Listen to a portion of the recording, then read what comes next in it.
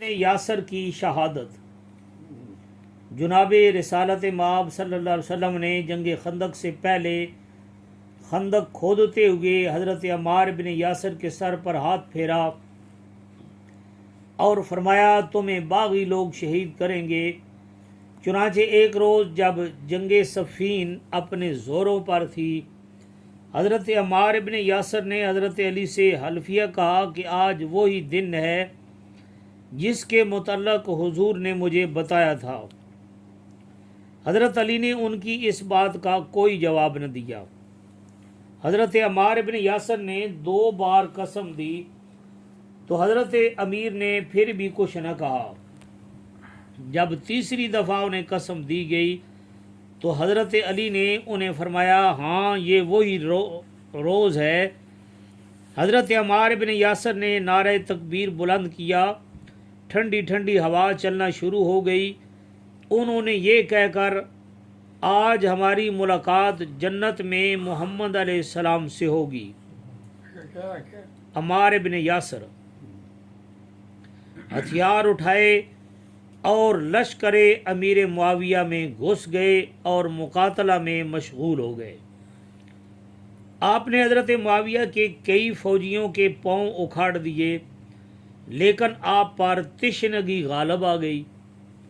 آپ نے پانی طلب کیا تو آپ کو دودھ کی لسی پیش کی گئی۔ حضرت عمار نے دیکھا تو اللہ اکبر کہہ کر کہا لو مجھے کچھ یہ پلا دو، کیونکہ رسالت مآب صلی اللہ علیہ وسلم نے مجھے خبر دی تھی کہ اے عمار تجھے باغی لوگ قتل کریں گے اور تمہارا قتل جبریل اور میکائیل کے درمیان ہوگا۔ اس کی نشانی یہ ہوگی کہ تم اس وقت پانی مانگو گے تو دودھ کی لسی پلائی جائے گی۔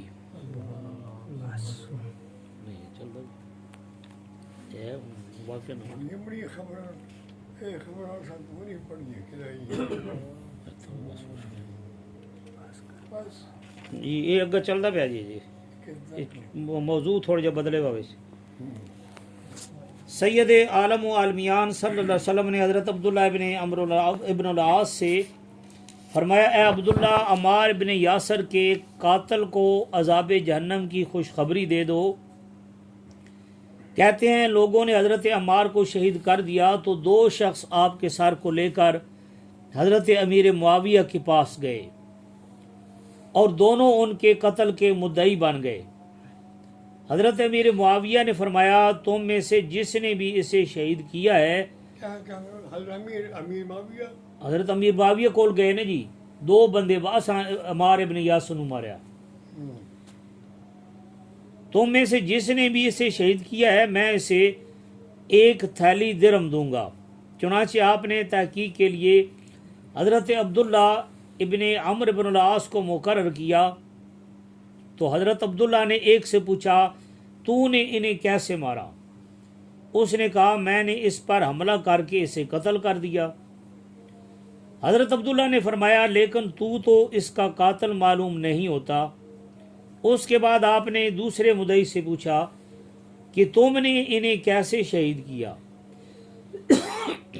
اس نے کہا میں نے آپ پر حملہ کیا تو میرے نیزے کا وار مؤثر ثابت ہوا اور جب اپنے مرکب سے نیچے گرے تو گھٹنوں کے بل بیٹھ گئے اور کہا اس شخص کو کہیں بھی کامیابی و کامرانی نصیب نہ ہوگی جس نے حضرت میکائیل اور حضرت جبرائیل کے سامنے ندامت و خسارت اٹھائی۔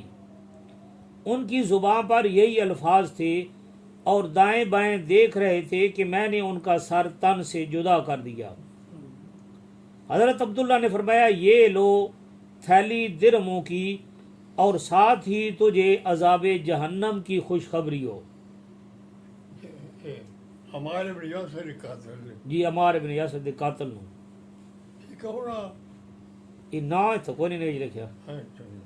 اس نے کہا یہ عجیب بات ہے، اگر ہم مارے جائیں تو بھی واہ حسرتا اور اگر ہم کسی کو مار دیں تو بھی واہ حسرتا۔ یہ کہہ کر اس نے تھیلی پھینک دی اور انا للہ و انا الیہ راجعون پڑھنے لگا۔ حضرت امیر معاویہ نے کہا اے عبداللہ اس وقت انا للہ و انا الیہ راجعون پڑھنے کا کیا مقصد؟ حضرت عبداللہ نے فرمایا میں اس بات کی شہادت دیتا ہوں کہ جس دن حضور علیہ السلام نے مسجد کا سنگ بنیاد رکھا تو ہر شخص ایک ایک پتھر اٹھا کر لاتا رہا۔ حضرت عمار ابن یاسر دو دو پتھر اٹھا کر لاتے تھے۔ میں نے دریں ثنا رسول اللہ صلی اللہ علیہ وسلم سے سنا جو حضرت عمار سے فرما رہے تھے اے عمار تجھے باغیوں کی جماعت قتل کرے گی۔ پھر حضور نے فرمایا اے عبداللہ عمار ابن یاسر کے قاتل کو عذاب دوزخ کی بشارت دے دو۔ حضرت امیر معاویہ نے کہا خاموش رہیے، تمہیں اس کلام کی تعویل کا پتہ نہیں۔ عمار کا قاتل وہ شخص ہے جو انہیں میدان جنگ میں لے آیا۔ یہ بات حضرت امیر المؤمنین علی رضی اللہ عنہ نے سنی تو فرمایا اس طرح تو پھر حضرت حمزہ کے قاتل معاذ اللہ رسول اللہ صلی اللہ علیہ وسلم تھے نہ کہ وحشی۔ تو حضرت امیر معاویہ نے یہ جماعت بندہ ہے نا اس واسطے انہیں تعویل کرنی چاہیے۔ ان شواہد کو قلم بند کرنے سے قبل جامی نے خود اعتراف کیا ہے کہ ان حالات و واقعات کے ماخذ دستیاب نہیں ہو سکے، یعنی جن کتابوں میں یہ حالات و واقعات مرقوم ہیں ان کے نام کا انہیں پتہ نہیں۔ شاید جامی یہ واقعہ تفضیل علی کو مد نظر رکھ کر کہہ گئے ہیں۔ وما علی الا البلاغ۔